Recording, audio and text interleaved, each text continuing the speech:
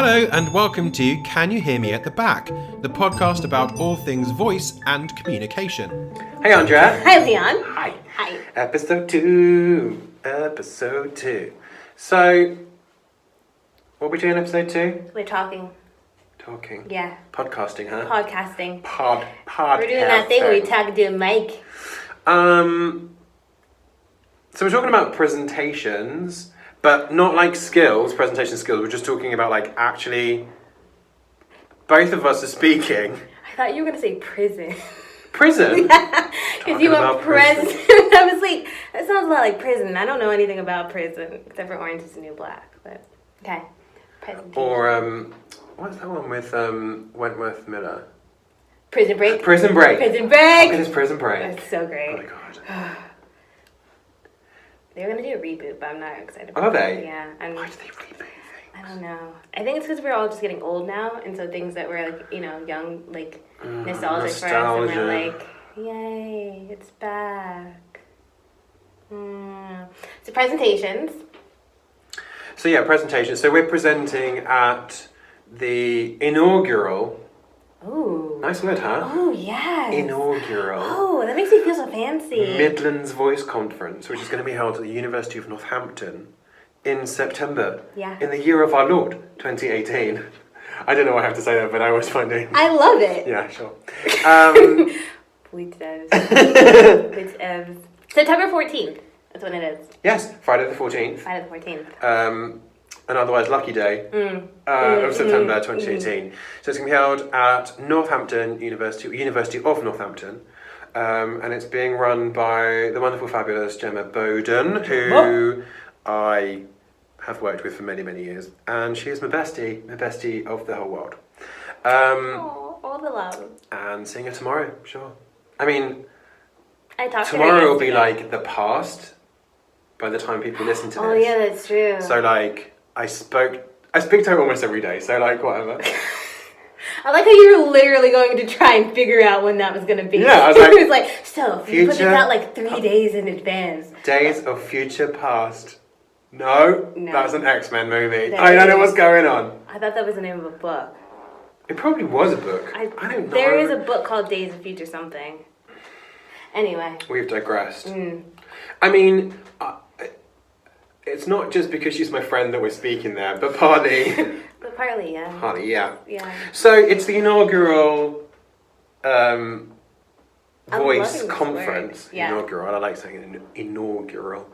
Inaugural. No doubt somebody will come and they'll be like, that's not how it's pronounced. And that's also not the right usage of it, but I think it is. It's the first It's meeting. the first ever. It's the first ever. Yeah. First inaugural, I'm pretty sure. Anyway, so... trying to make inaugural thing. So yeah, so we're speaking there and we're doing presentations each. Yes. And your presentation is about what, Miss Fudge? It is on accent fossilization. Is that a thing? Did you make it up? It is. So somebody asked, was that you asking that? I did ask you that. Somebody asked me that, and they were like, "Did you make that up?" And I was like, "I do make up a lot of words. I'm not gonna lie, like linguistic mimetic." What was it? I don't remember what it was. Beautiful. It was linguistic mimetic representation, which I think is also a contradiction.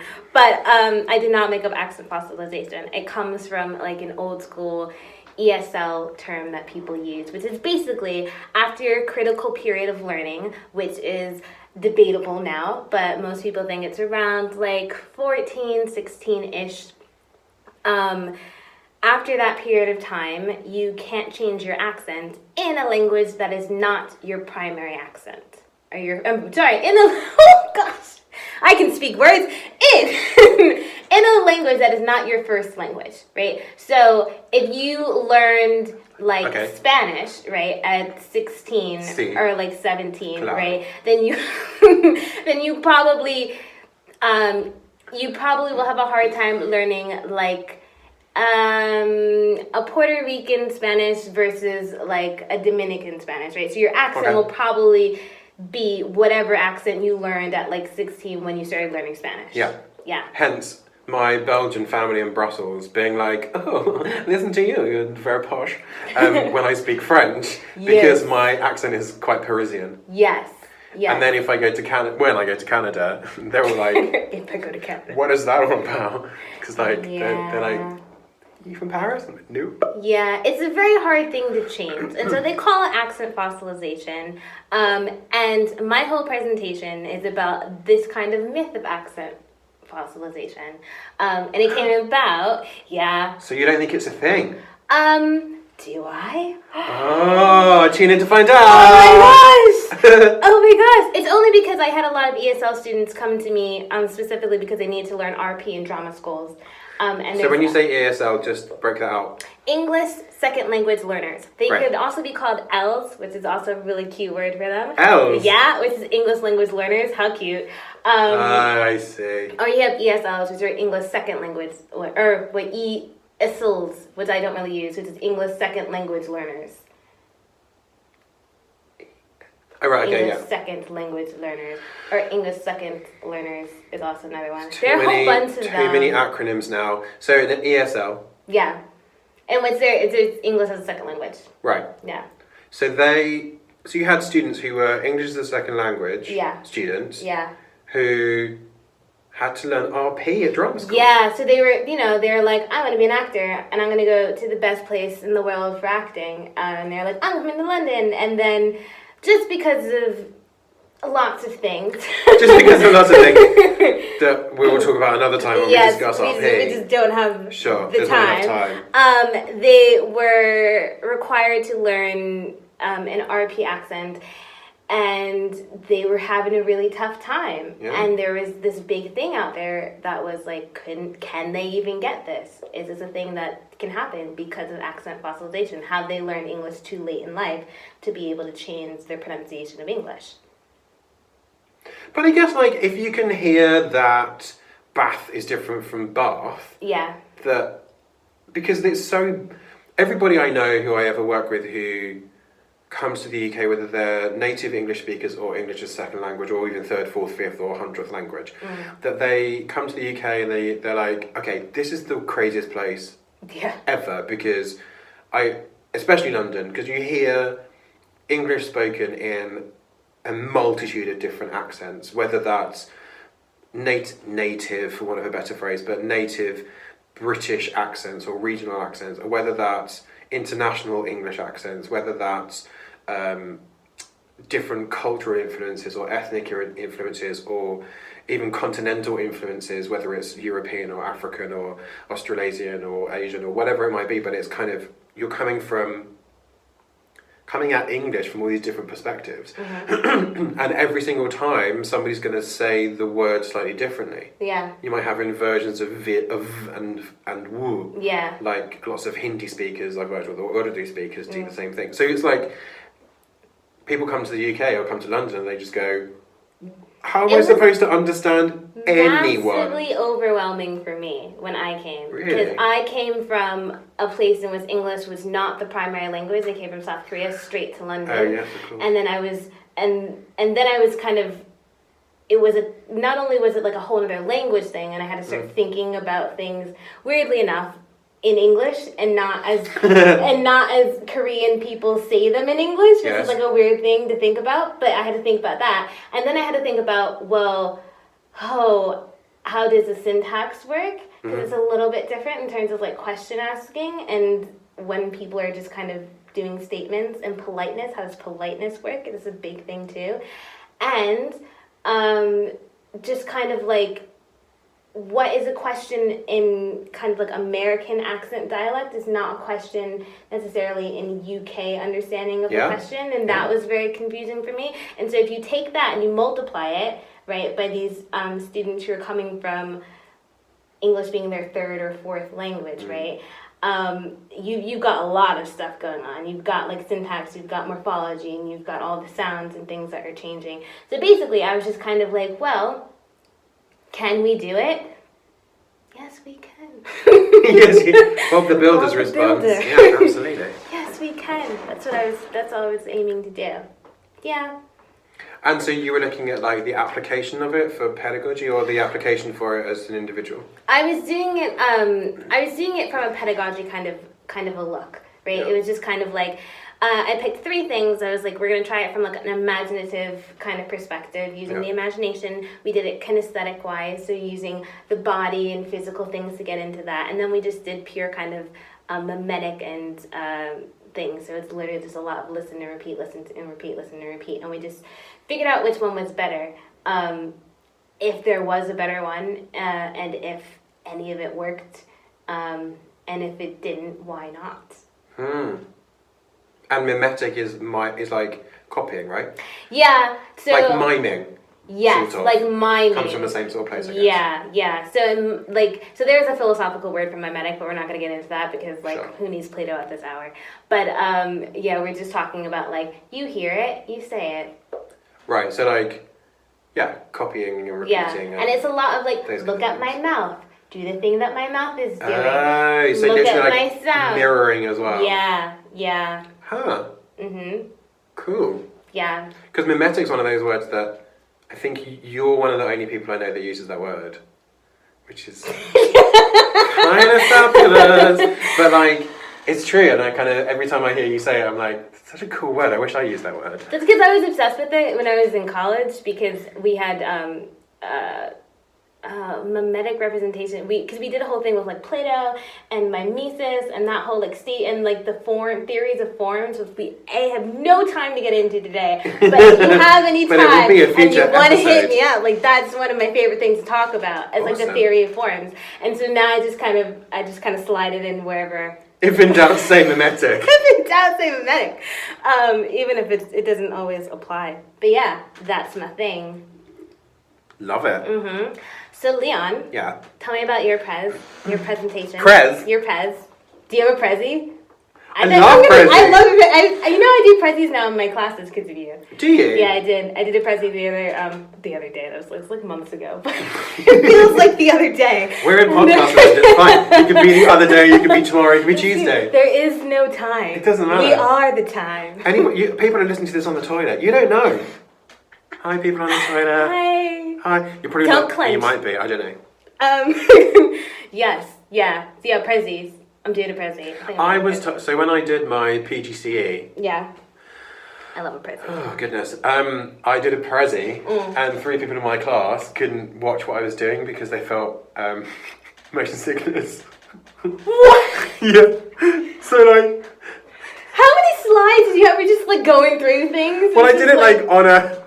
I had like the final word. I quite like doing like the final thought. Oh, and right, then everything and then you else go is like into hidden. it. Yeah, but it's like so it works. So I often create prezis backwards. So then you kind of like this. Then it builds into something larger because it's quite nice. I like narrative, as you know. So like it's that kind of thing. And definitely Janine. Hi, Janine. Probably not listening, but Janine, she was like, "Can you please never ever do one of those again? I feel really sick," and she just couldn't do it. So I was like, forget it. Why? So just use PowerPoint. All my students loved it, except when it doesn't load, and then you're just like on a screen for a little bit, and you just have to kind of like. Thanks, Prezi. You just gotta kind of. It was like, well, where this R is should be.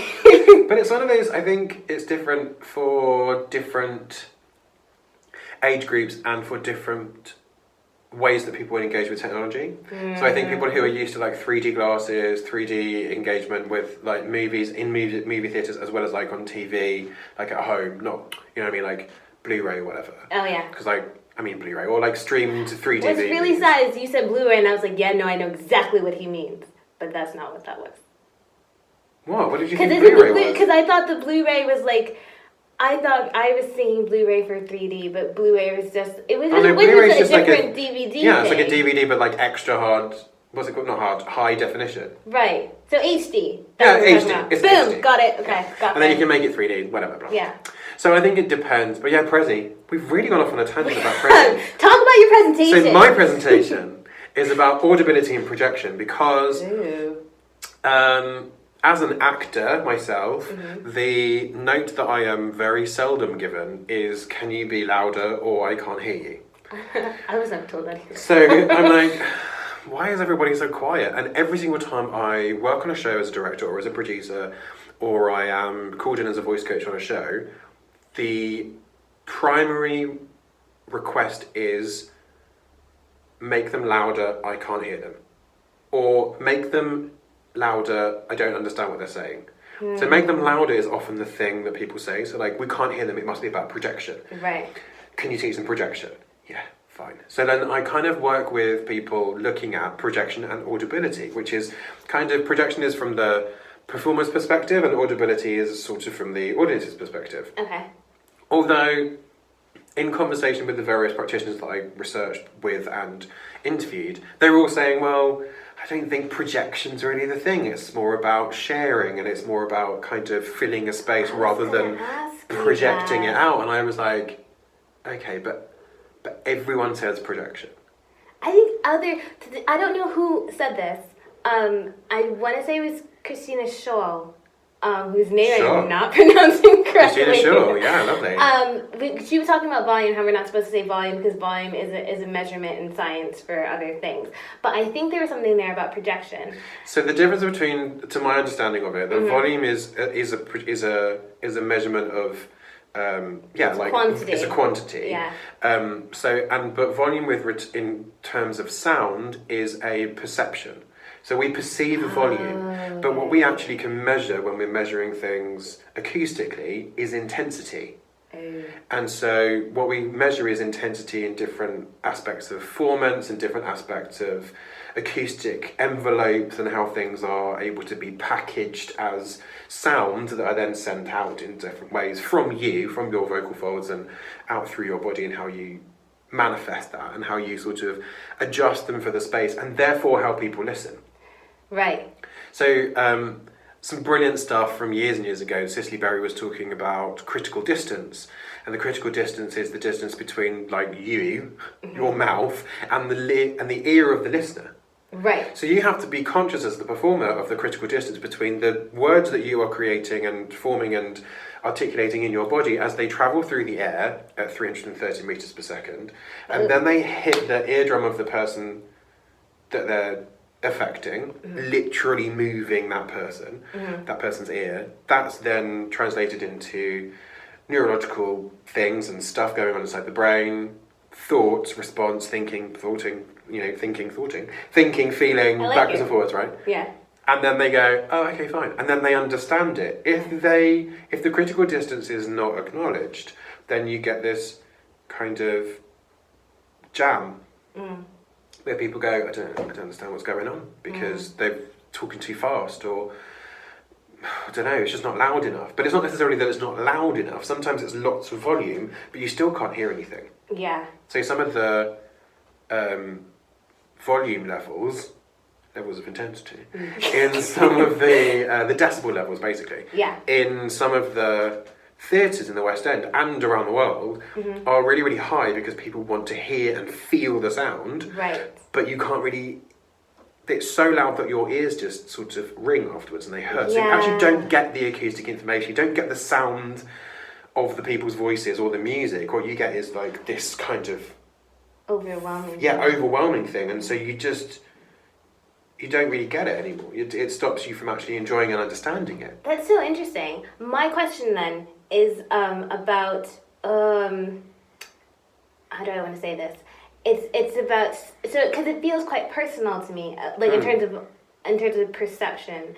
Because I know a lot of people who say that, oh no, I can't hear you, but what they're really saying is I can't understand you. Yes. So they're saying I can't understand. So it's about clarity then. In that way, where I don't understand where the word starts and where it ends, right? Which is quite different from saying I can't hear you. But people will always say that, no, I can't hear you, or it's not loud enough. So then, like, what is that? So this is what happened, right? Right. Is with the research, with my investigation through all of it, is that I was like, well, it's about projection, it's about audibility, like can you hear what somebody is saying? And then I know the voice science surrounding it more or less, but then talking to voice practitioners around the globe, and some people saying, well, it's more about connection, it's about imaginative connection and wanting to share. And I was like, I don't buy it that the actors who are inaudible are less imaginative. I just don't see that correlation. Maybe it is true, I don't know. I've not done that research, but it's interesting that people are kind of making that connection. Yeah. And then talking with other people, they were saying, bringing in things about how we hear. So not just critical distance, but also the law of temporal summation, which we will, I'm sure, talk about some other time, which is about acoustic events and how the brain picks it up and the ear hears, or the ear hears and the brain picks it up. So it's trying to find those moments where you can kind of plug the science into the way that people are being spoken to and told stories, and that sometimes it's not to do with the volume, as you're saying, and it's to do with clarity. So it's like, well, and then what often happens is the note is pick up the ends of sentences. Yes. Don't drop the ends of the phrases. So then it becomes about something energetic. Yeah. So then everything is turned up energetically. So then it becomes sort of shouty or frenetic. Yeah. And then you go, well, if it's not that, then what is it? Like, what is it that we're doing? Like, it becomes then increasingly difficult to find the thing that it is that we're dealing with that needs to be adjusted. Yeah. And then at the same time, actors have a difficulty with understanding what it is to make a loud sound in a large space, so that they can be heard that isn't actually shouting. Right. Because lots of actors will say, "Oh, I'm shouting, I don't like it, it doesn't feel real." Right. And then you're like, but you're not shouting, all you're doing is speaking loudly. Ooh, oh my gosh. I had this, okay, so, you probably don't remember my IPP, but one of my things in my IPP was that once the resonance of my voice changed, it didn't sound like my voice anymore, and I didn't recognize it, and it freaked me out. What? I feel like there's a lot of that in there though, because I've worked with students too who when they start to make louder, and like I know this is especially really true with singing, like when you start to do those like belty kind of a thing, it sounds terrible at first if you're just starting it. It can. Some people are really talented though, so for some people it's really great, but sometimes it can sound really, really bad, and then all of a sudden you start to correct it in your mind and you just go, oh, that's a terrible sound, don't do that, don't do that, don't do that, don't do that, and you like self-correct it because you hear something outside of yourself that you don't recognize as being you. But you also don't recognize the sensation. Right. And voice feels different depending on what you're creating. Right. Shouting feels different to whispering. Feels different to crying, feels different to wailing, feels different to laughing, feels different. Do you know what I mean? Like it's. I mean, I know some of these things are not necessarily voice, but if you're voicing those things, they feel different. Right. Being high pitched or low pitched feels different. So the acoustic properties in your body change, and we talk about secondary resonance. Right. Whether that's chest resonance or abdominal resonance or pelvic resonance, or whether that's the bones of your feet, your tarsals and metatarsals vibrating inside your body. Like sometimes that happens. Yeah. I have that a lot. That people, if I'm sitting on a bench with somebody and having a conversation, like, can you feel that? I can feel you right now. Right? You can feel it. Chair. And it's like, and I'm going, but that's not. It's not bench resonance. It's just like that's because it's working quite well. You do you know what I mean? Do the workshop. Now we're going to try bench resonance. Yeah, but it's kind of taking a step back from that and looking at what it is. Where is that coming from, rather than like where has that ended up? Right. But the thing about, to come back to what you were saying, the thing about how you feel about your voice, that's often one of the biggest challenges with coaching. Yeah. And especially with teaching, is that people say, yeah, but it doesn't sound like me. Yeah. And there are some things that are functionally less efficient, less useful to a performer, and when you make it more efficient and more functional, more easily functional, that people then say, oh, but it doesn't feel like me, or it doesn't sound like me. Yeah. And sometimes I have to say to people, this sounds more like you than you normally sound. Yeah. Because you're actually creating more sound. Yeah. So sometimes it doesn't at all, but it's like, you know what I mean? But often what happens is that you go, well, this is easier, so if it's easier, then why are you worried about it? And people kind of get really concerned. Sometimes I did this like my last thing, but I remember speaking to somebody who was told like as a child to be quiet all the time. Like you make too much noise, be quiet, be quiet, be quiet. And then as you hold that within you, and then you don't feel like you can make enough sound. And so that when you get into your adult life and you have to fill these spaces, being louder, allowing yourself to be that feels quite scary, and it feels like something you shouldn't be doing because all your life you've been told to be quiet and be quiet and be quiet. And then boom, and then you hear it and you feel like this. It's a visceral thing. It is, but it also, this is a direct quote from a great lady whose work I work with quite a lot. That she talked about wanting to get people to allow themselves to be heard. Right. Because if you're told to be quiet the whole time, you can't express what's inside you. Yeah. As Barbara Houseman said at a meeting many years ago that I've held on to every single time and for years, which is that voice is an expression of our sacred inner. Which is a wonderful, very Barbara phrase, which we love. And we love Barbara, but it's that kind of wonderful kind of thing of you go, well, how else do I express what's inside me? Right. And if you're told that the expression of what's inside you is wrong, then you start to think that what's happening on the inside of you is wrong. Yeah. And is not worth sharing with anybody. And it is. It's so touching. And it's really important that we then go, well, actually, you should have the opportunity to speak and speak up and be heard. Yeah. This all came from projection. That's right. Oh my gosh, this got so deep. I know. See, I knew you had it in you. Last time because you were like, no, this is not that. As we I'm not that approach deep. realization. That's true. I don't think we did the sound though at the beginning. No. We Okay. can do it now and then put it in. Yeah. No, we won't put it in. We'll just do it now. We'll do it now. Okay. What's your sound and your movement? Ma. Mine is. Got a little lip action happening. Yeah, I'm feeling quite lippy today. Yeah. And what's your realization? My realization has to do with the interconnection of the psyche and the physical. So the connection between the mind and the body and the voice. Mind, body, voice Mind, body, connection. voice. Yeah. Yeah. Which I'm constantly evaluating and reevaluating and thinking That's about. great. That's a great thing to do, right? Yeah. What's my realization? My realization is that I really love the word mimetic. Yeah. I mean, I said it before, but it's really true.